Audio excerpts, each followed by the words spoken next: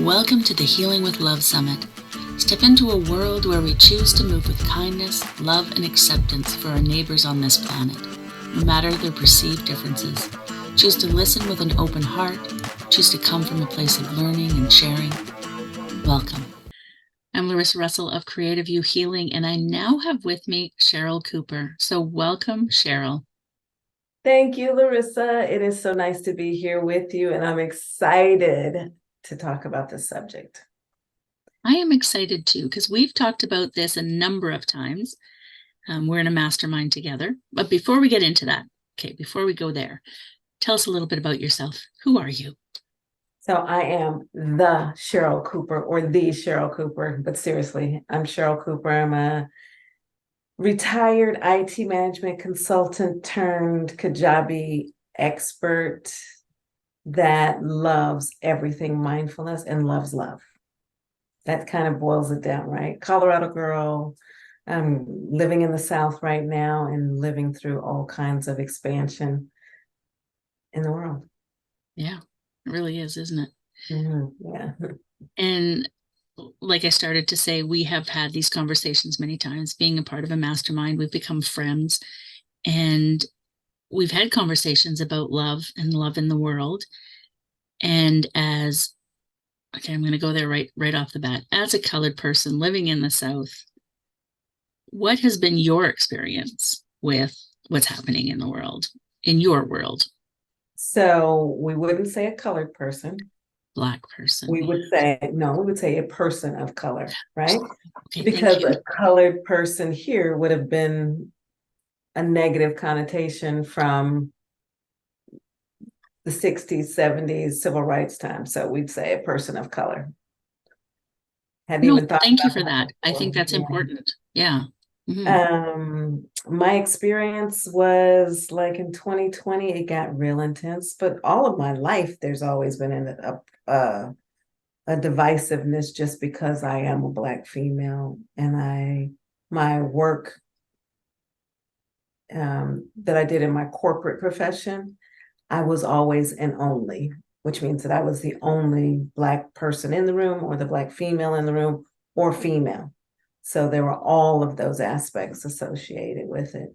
And in the last couple of years, it's been intensified to a point where I'm afraid to go do things by myself, just simply because I don't know if people are going to do something to me because of the color of my skin. It's the craziest thing, right? So that's how I feel about it.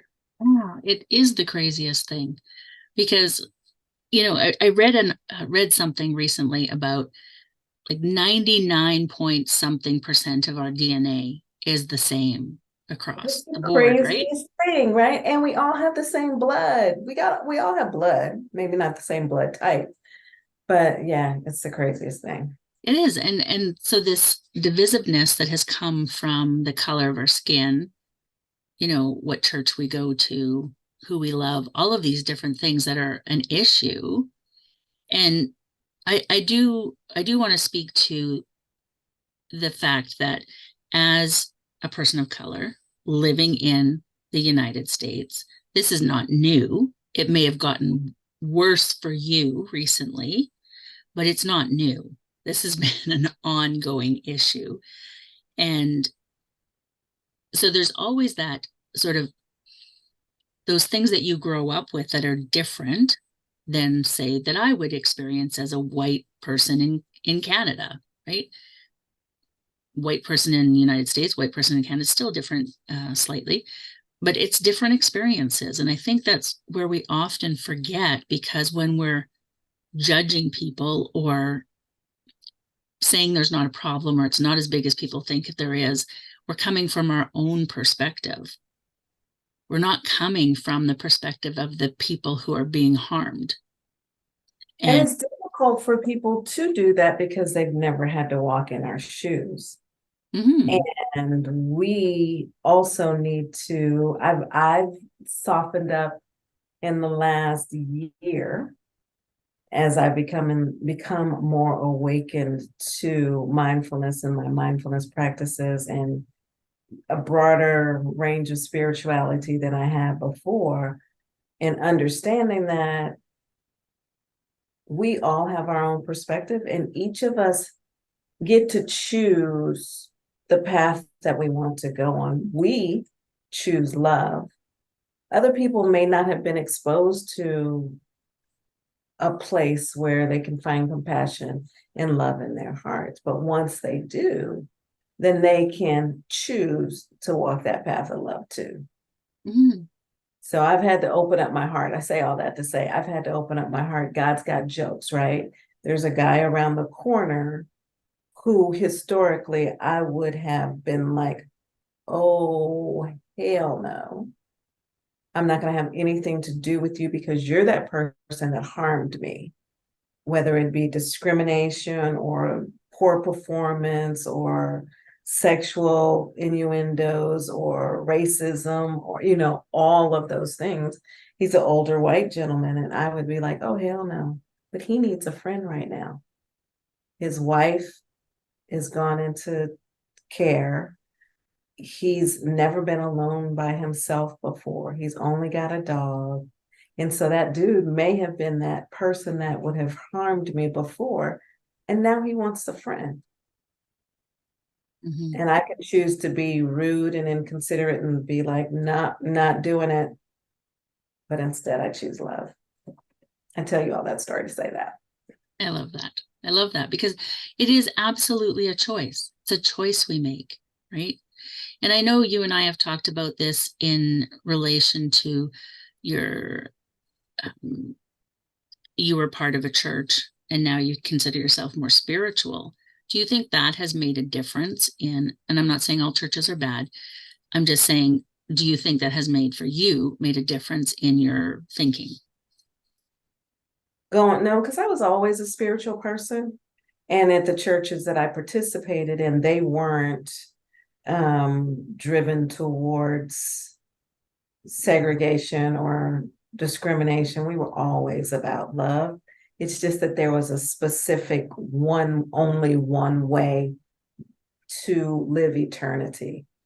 And for me, that's where I had a little bit of I have a challenge. Like I find it complicated to think that there's people all across the world that believe in a God and have a spiritual practice, and that only Jesus is the only way to live through eternity or whatever it is that you believe in, right? So yeah, that there's only one way. Yeah, our churches, Black churches historically are very loving churches. A little too loving, so much so that they're in your business, but that's a whole nother story. I love that. And I wonder if that has to do with the discrimination, right? And it's like, so we come together, we're going to be accepting, or is it just, what do you think that is that makes it different? I think it's more of our culture. Because we've gone through so many things, we tend to be very loving and very communal. And the churches that I've participated in, I'm sure that there are some that are not from, that are more of a different religion than I'm a Christian. But the churches that I chose to participate in, or I was led to go to, are very loving, very communal, very, happy go lucky for that moment. And then when you leave, you might live a different life. Mm-hmm. And as you feel like you've stepped into your spiritual self. You've talked about that with me, and just you mentioned it here. Do you think that, well, you just said that you've become more loving, like look at your neighbor. That's a perfect example. Do you think that has made your life easier to move through the world from that place of love versus whatever it was before? What it has done for me in bringing in the practice of mindfulness has given me awareness in a different way than I ever had it before. And I have made a conscious choice, I think I've said that before, to live a loving life. I find that it's easier when you're kinder, right? Like loving kindness is my favorite meditation practice.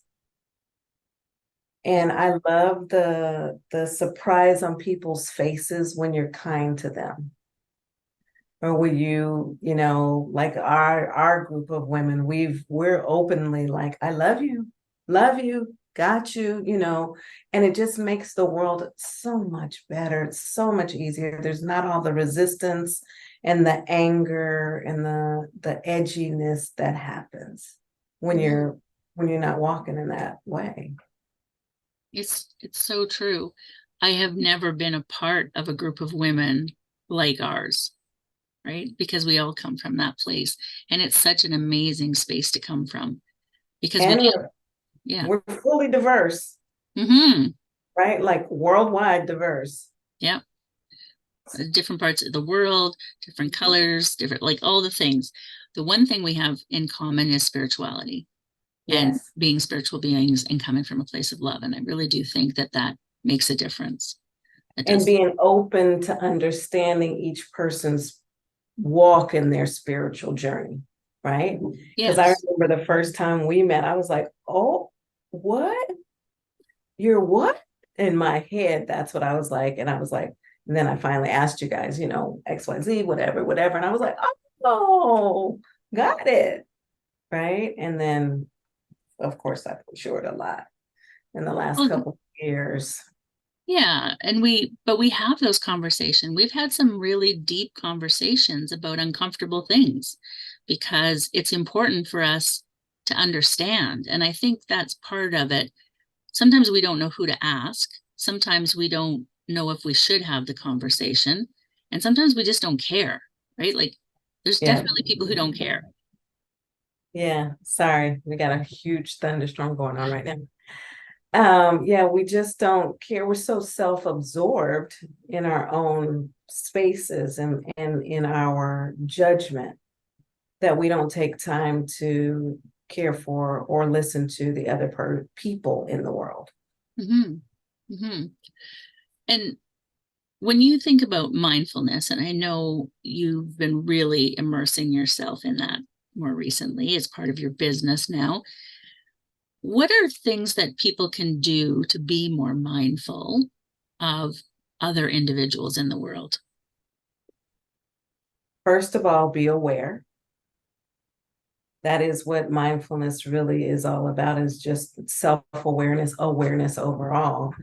And then be kind, pay attention to, is that person, you know, maybe somebody's really going off and it's an awful experience for you to be around them, but be considerate of the fact of why is that happening. Don't go after them and attack them because they're having a bad day, right?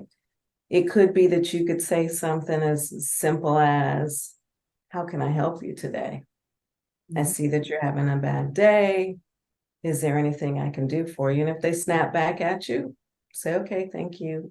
Keep it moving, Mm-hmm. right? Walk away from all of this conflict and divisiveness. It's enough. It's enough. We've had enough of that for too many years. And it's so much easier just to spread love and kindness, a smile, you know, help a person if they need a pen, give them a pen, you know, it doesn't have to be give them something major. Mm-hmm. Littlest things. Why do you think then, if spreading love is that easy, why do you think more people don't do it? Because they're watching too much damn television. I love that answer. Sorry. I It's need not, to cuss on your thing, Larissa. I'm just saying. It just annoys me. Television is spreading more hatred and more negativity than ever before. Turn off the news, turn on some good music, read a book, do something besides sit in front of the television and watch negative information. What yeah. we put in comes out, right? So if you're going to be on YouTube, if you're going to watch YouTube, watch something positive. If you're going to be watching television, watch a cooking show. Mm-hmm. That's not a competition, one that teaches you how to cook. Yeah. Or choose something that you like, but just, yeah, it doesn't have to be hate and divisiveness all the time. Mm-mm. When we think about healing with love, what does that mean to you? Mindfulness. Mm, It really means taking a moment to take care of yourself first, put the mask on you first, and understand how to heal yourself first. You know, we've gone through a journey in the last couple of years where each of us in our mastermind has had to heal personally on our personal levels. And so put the mask on you first. mhm. Learn to love yourself, learn to heal yourself. Do the work. And whatever that work looks like for you, but typically it is some kind of personal care, self-care journey, whether it's journaling or studying, you know, some kind of personal growth. And then as you heal, spread it out to the world. Show other people how to do the work, how to be kinder, how to journal so that you can heal yourself and hear from whoever your higher being is that taps in to help you to heal. You know, it could be, it's so many, that's such a big question. But number one is heal yourself.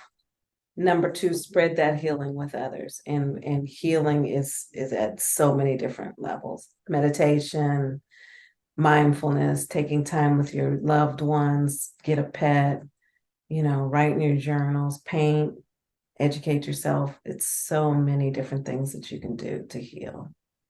There is. There is. And I mean, that's the journey I'm on. It's the journey I share with many people. And it surprises me. Like I guess it doesn't surprise me because it is, it's hard work, right? And things change when we're in our healing journey. Things are going to change. And so our brain doesn't like change. So of course it's going to fight us. But when we do, what's on the other side is just so amazing. Oh, it's so amazing. The one thing I failed to mention in all of that is if you need therapy, go get it. Mm, It's so empowering when you do, and it can transform your life because that healing, that part of the healing journey, sorry, that one was close. That part of the healing journey is so powerful. So powerful. hmm Yeah, it really is. I'm a huge proponent of therapy. I think everybody should get it, but that's just me. But if you feel like you're not ready for that, although I really think it would help, if you think you're not ready for that, get out your journal. You're absolutely right. And just start there. Start exploring your thoughts, start exploring the way you think about things, start exploring what's going on in your life, because I think that can be so helpful in And whatever your spiritual preferences are, you know, draw closer to whatever that is, and you'll start to hear some beautiful things about yourself and become a part of a community. Mhm. There's so many healers in the world now. Like, right, Qigong has become my favorite thing to do because it helped me to go within Mhm. and quiet myself in a different kind of way and to feel the energy in the world that's surrounding us, the nature, you know, get out in nature. There's so many ways to Yeah, heal yourself. So there is. And I think it's so important, like you said, to work on our own self so that we can spread that love. Because I think and I do say this often, hurt people hurt people. And that's what's happening in our world. We need to work on ourselves so that we can be spreading more love. yeah, that's a powerful one. I think when as soon as you said that, I went to look at our government and you know all of that. It's just the hurt people just do that ripple effect everywhere. But there's so many more of us that really are lovers and people that want to spread love, but we don't have the platform to spread it the way that we want to. And that's why I really admire you for doing this summit. This is the beginning of something amazing. I think It so. really I think is. so. Yeah. And this came from just, a little rant on Facebook. And then I had, this email that I sent my list that got negative results. Yeah. Got lots of positive too. And I have to focus on that. But that's what drove me, because it's like, what is the matter with us? We're here. Like, I do healing with creativity. Why are you here in this realm if you are so full of anger? Yeah. And And I said to you, it was one of our Sunday meetings, why don't you do a summit about it? you did. Do a summit about it. And then this beautiful space opened up, and here we are. Here we are. And that's exactly it. You did. You told me, do a summit, Do because a that's what I do. summit. I do summits. Mm. And the conversations have been amazing. And just, I think it's so important that we share this with people, just to get a different perspective, but to get just like one more tool in your tool belt, or whatever it is you need. Everybody will get something different from this. But if you're open to it, it's an amazing opportunity, I think, to listen to these voices, your voice included, and really get a different perspective. Again, this is the beginning of this is a platform that you could come to for the next 40 days or however many days you're doing it, and get positive information put into your brain so that you can push away the outside noises of the things that are happening daily. If you pay attention to television or whatever, come get some of this goodness. Mm-hmm. Come get Yeah. some of this, right? Yeah, absolutely. I want to thank you so much. Is there any final thoughts before we go today? I think everybody should practice mindfulness. It has been a game changer for me. It took me from being all caught up and bottled up with emotions to somebody that could kind of be like, peace, love, soul. That was probably part of my inner soul anyway. But yeah, everyone should explore the opportunity to practice a mindfulness practice of some sort, whether it be journaling or meditation. And if you can't meditate for a long period of time, start out with just 5 minutes and meditate on loving kindness. Absolutely. Thank you so much, Cheryl. I love you. I love you too. Thank you. Thank you for watching this interview. This interview was part of our Healing with Love Summit, which includes healing practices with each interview.